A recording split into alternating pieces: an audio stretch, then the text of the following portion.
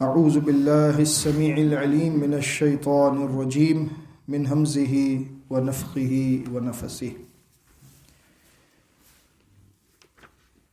ختم اللہ علی قلوبہم وعلی سمعہم وعلی ابصارہم غشاوہ ولہم عذاب عظیم۔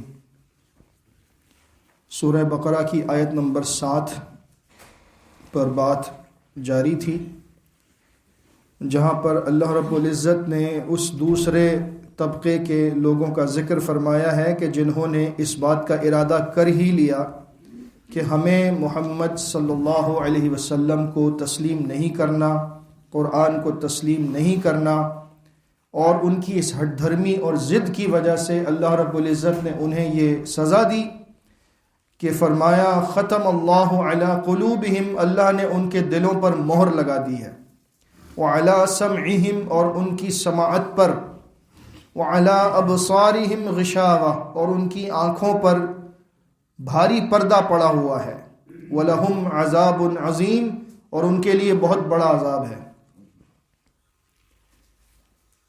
آپ کو بتایا گیا تھا کہ اللہ رب العزت نے کسی کو زبردستی گمراہ نہیں کیا، نہ کسی پر زبردستی مہر لگائی، بلکہ اس کے اعمال ایسے ہوتے ہیں کہ پھر اس کا نتیجہ یہ نکلتا ہے کہ اس کی سماعت پر، اس کے دل پر مہریں لگا دی جاتی ہیں۔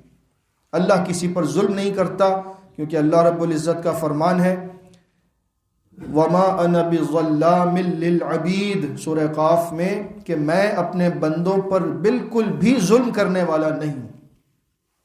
لہذا بندہ وَمَا ظَلَمُونَا وَلَٰكِن كَانُوا أَنفُسَهُمْ يَظْلِمُونَ، سورہ بقرہ میں آگے چل کر آئے گا، انہوں نے ہم پر ظلم نہیں کیا بلکہ وہ اپنی جانوں پر ظلم کر رہے تھے۔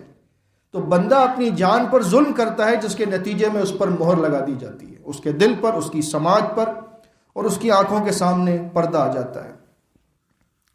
نہ یہ مہر لگی ہوئی کسی کو نظر آتی ہے، نہ یہ آنکھوں کے سامنے پردہ کسی کو نظر آتا ہے، یہ سب روحانی ہے،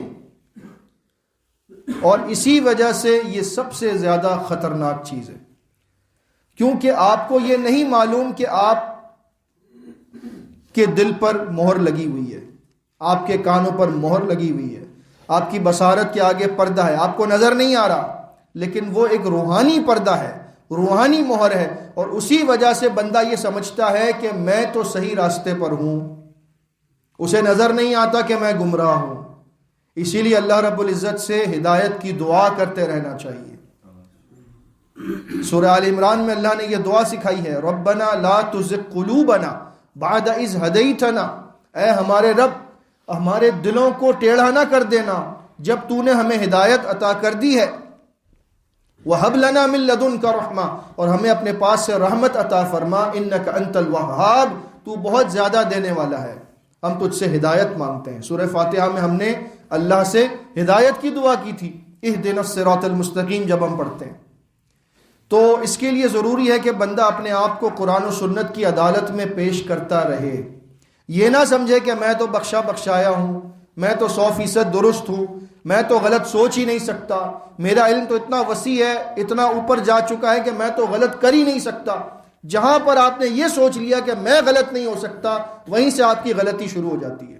اپنے آپ کو ہمیشہ خطا کار سمجھیں، قرآن و سنت کی عدالت میں پیش کرتے رہے اور فیصلہ لیتے رہے، قبل اس کے کہ اللہ کی عدالت میں پہنچے اور وہاں پر پھر فیصلہ آپ کے خلاف ہو جائے، اللہ نہ کرے۔ اس لیے اپنے آپ کو عاجزی انکساری کے ساتھ قرآن و سنت کے سامنے پیش کرتے رہیں۔ اسی طرح کی بات جو ہے وہ سورہ بنی اسرائیل میں ہمیں ملتی ہے، آیات نمبر 45 سے لے کر کچھ آگے، وَإِذَا قَرَأْتَ الْقُرْآنَ، اور اے نبی صلی اللہ علیہ وسلم جب آپ ان کفار کے سامنے قرآن کی تلاوت کرتے ہیں، یہ مکی دور ہے، سورہ بنی اسرائیل ہے، جعلنا بینک وبین الذین لا یؤمنون بالآخرۃ حجابا مستورا، جب آپ تلاوت کرتے ہیں قرآن کی تو یہ تلاوت ہماری طرح سننے والے نہیں تھے کہ ہم تلاوت سن رہے ہیں اور کاروبار کا حساب ذہن میں چل رہا ہے، تلاوت سن رہے ہیں گھر کی باتیں ذہن میں ہیں، تلاوت سن رہے ہیں پڑھائی کا خیال ذہن میں ہے۔ یہ جب تلاوت سنتے تھے ان کو عربی سمجھ میں آتی تھی، ان کو معلوم تھا کہ یہ بندہ کیا پڑھ کر سنا رہا ہے ہمیں، آپ نے ابھی سورہ فاتحہ کی 7 آیات اور سورہ بقرہ کی 7 آیات کو ترجمے سے سمجھنے کی کوشش کی ہے. آپ دیکھیے کتنے دن لگ گئے, کتنے دنوں سے یہ سلسلہ چل رہا ہے, اور ابھی تک ہم کہاں پہنچے؟ سبحان اللہ. اور قرآن مجید 114 صورتیں ہیں. اللہ کرے کہ ہم اپنی زندگیوں میں اس کو سمجھ کر ختم کر سکیں اور اس پر عمل کر سکیں. ہم بڑی کامیابی سے ہم کنار ہوں گے انشاءاللہ اگر یہ کام ہم سے اللہ نے لے لیا. تو وہ تو سمجھتے تھے عربی کہ یہ کیا پڑھ کر سنا رہا ہے, اور اللہ رب العزت نے کیا فرمایا جب آپ قرآن کی تلاوت ان کے سامنے کرتے ہیں, جعلنا بینک, تو ہم آپ کے وبین الذین لا یؤمنون بالآخرہ, اور ان کے جو آخرت پر ایمان نہیں لاتے, حجاب مستورا, ایک ایسا پردہ حائل کر دیتے ہیں جو نظر نہیں آتا. وہ پردہ خود پردے میں ہے, ایسا پردہ ہوتا ہے. حجاب وہ پردہ ہے جو انسان کو پورے طریقے سے چھپا لے, اور مستور سطر سے نکلا ہے. سطر وہ ہوتا ہے جو انسان کے کچھ حصے کو چھپاتا ہے. مثلا آپ ازار جو پہنتے ہیں نیچے, یہ آپ کے سطر کو چھپانے کے لیے, لیکن ضروری نہیں کہ آپ کے اوپر کے حصے کو بھی چھپا لے. لیکن حجاب جو ہے وہ پورا کا پورا بندے کو چھپاتا ہے. تو ایک ایسا پردہ ہے جو حجاب بھی ہے اور وہ خود بھی مستور ہے. مستدرک حاکم کی صحیح حدیث ہے, امام حاکم نے اس کو صحیح لکھا ہے, امام ذہبی نے اس کی موافقت کی ہے, کہ جب اللہ کے نبی صلی اللہ علیہ وسلم قرآن کی تلاوت فرمایا کرتے تھے تو ایک دن ایسا ہوا کہ ابو لہب کی جو بیوی تھی وہ بڑے غصے میں آ گئی, اور اس نے ہاتھ میں لیا پتھر, اور یہ سوچا کہ آج میں محمد کو تلاش کر کے اسے اس پتھر سے ماروں گی صلی اللہ علیہ وسلم. نعوذ باللہ من ذالک. آپ دیکھیں کیسے دشمن لوگ تھے کہ ایک اللہ کا بندہ تمہیں کیا کہہ رہا ہے, صرف اتنا ہی سی بات کہتا ہے کہ ایک اللہ کو مانو, بتوں کو چھوڑ دو. اور کیا کہا اس نے, اور وہ کہتی ہے کہ میں نے پتھر اٹھایا کہ میں اس کو اس کے ذریعے ماروں گی, اس کو لہو لہان کروں گی, اس کو سزا دوں گی کہ اس نے ہمارے الہوں کو برا کہا, ہمارے سامنے قرآن نہ پڑھا کرے. یہ ابو بکر صدیق رضی اللہ تعالیٰ عنہ اللہ کے نبی صلی اللہ علیہ وسلم کے ساتھ تھے بیت اللہ میں, اور یہ تلاش کرتے کرتے کرتے کرتے کرتے یہاں تک پہنچ گئی, اور ہاتھ میں اس کے پتھر.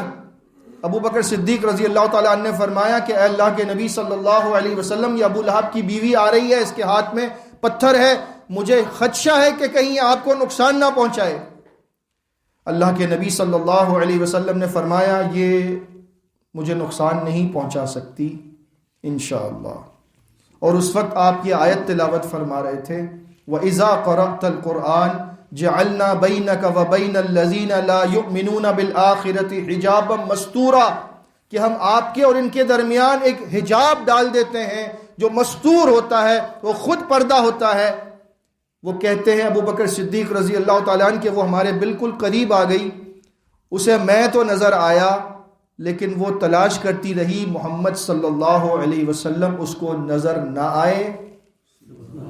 میرے ساتھ ہی تشریف فرما تھے لیکن وہ دیکھ نہ سکی, اور وہ پتھر ہاتھ میں لے کر واپس چلی گئی. ایسے اللہ رب العزت اپنے نبی صلی اللہ علیہ وسلم کی حفاظت کرتا رہا.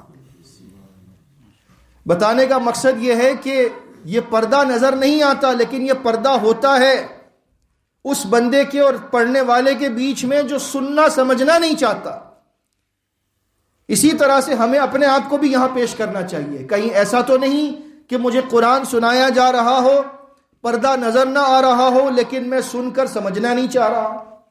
میں چاہتا ہوں نہیں, جو میرے باپ دادا کا مذہب ہے, جو میرے باپ دادا کا دین ہے, بس میں اسی پر چلتا رہوں. قرآن اگر کہے بھی میں غلط ہوں تب بھی میں نہیں مانوں گا.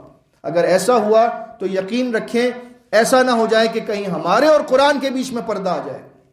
ایسے وقت سے اللہ کی پناہ مانگنی چاہیے. اس لیے ضروری ہے کہ ہم اس بات پر عمل کریں کہ جب بھی قرآن سنایا جائے ہمیں ماننا ہے, تسلیم کرنا ہے, اور اگر ہم نے تسلیم نہیں کیا تو کہیں یہ سزا ہمیں نہ مل جائے کہ کانوں پر مہر لگ جائے, دلوں پر مہر لگ جائے, اور آنکھوں کے سامنے پردہ آ جائے جو نظر نہیں آتا.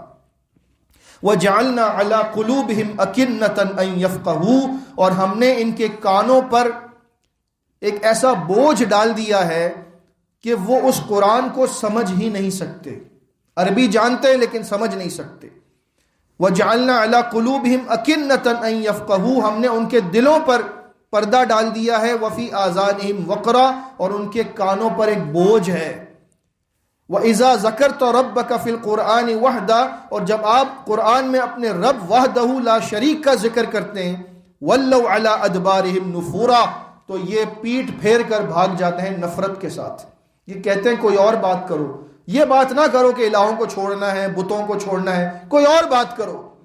ہم بھی آج اگر کوئی ایسی بات کر دیں قرآن سے ثابت کر کے کہ جو کسی کے ذہن کے خلاف ہے، تو وہ کہتا ہے اس کے علاوہ کوئی اور بات کرے۔ قرآن میں اور بھی بہت ساری باتیں ہیں، آپ جب دیکھو توحید لے کر بیٹھ جاتے ہیں، آپ جب دیکھو یہی باتیں کرتے رہتے ہیں۔ یہ بات بہت بری ہے۔ قرآن کی کسی بات پر دل میں کجی محسوس کرنا یہ ایمان کے منافی ہے۔ اپنے ایمان کا جائزہ لیں۔ بہرحال یہ آیت الحمدللہ آج مکمل ہوئی۔ وَلَهُمْ عَذَابٌ عَظِيمٌ، اور ان کے لیے بڑا عذاب ہے۔ اب یہاں سے انشاءاللہ ایک تیسرے طبقے کا ذکر ہوگا۔ 5 آیات تھی متقین کے بارے میں، 2 آیات تھی کھلے کفار کے بارے میں، اور اب تقریباً 13 آیات ہوں گی منافقین کے بارے میں۔